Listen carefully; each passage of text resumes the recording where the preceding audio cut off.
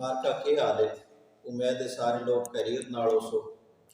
अज अपने YouTube channel की तारुफी video के नाल हाज़िर खिदमत। इस चैनल का नाम वादी सूंस केसर बड़ी सोच विचार तो बाद मंतखब किया जी। और इसका मकसद सिर्फ और सिर्फ अपनी माँ बोली की खिदमत है।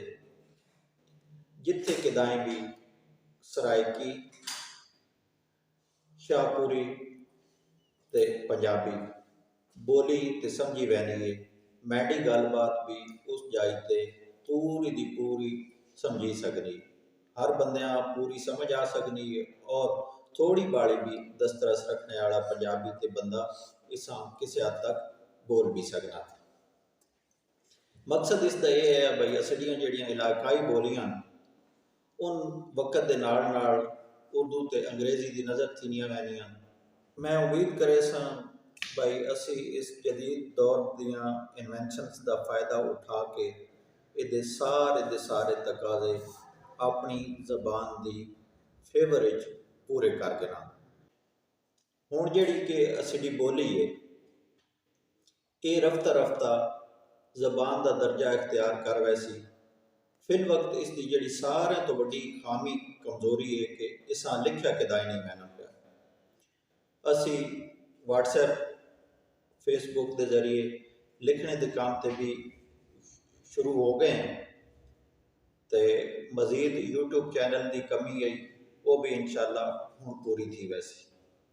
मैडी तुसां गुजारिश हो सी भाई इस चैनल का सबसक्राइब करना, वीडियो हमेशा पूरी वेखना, तो जिहड़ी कोई तजवीज़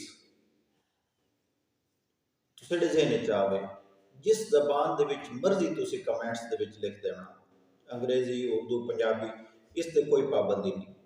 बोलने की मैं पूरी कोशिश करे इसकी जबान जी वो पंजाबी रहे।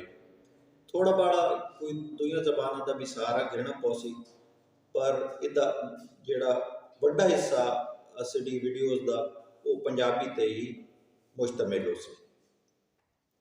अपनी असलाही तजवीज़ां तुसां जरूर देवनियां। तो जिस वक्त भी असले चैनल तुसां वेखना कोशिश ये करो कि इसा यूट्यूब ते वंज के सर्च करो।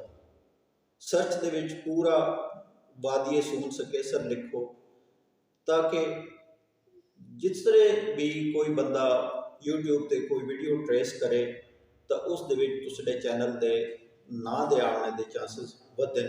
इस दे नाल असला जिहड़ा मिशन है वो दूर दूर तक फैल सी। मैं उम्मीद करेना भाई इस तो जिहड़ी असले आने वाली नस्ल है, आने वाली जिहड़ी असली जनरेशन हैं उन सारे दियां सारियां भरपूर फायदा उठा सन। अल्लाह तुसां सारियां दा हामी नासिर होवे। पाकिस्तान पाइंदाबाद।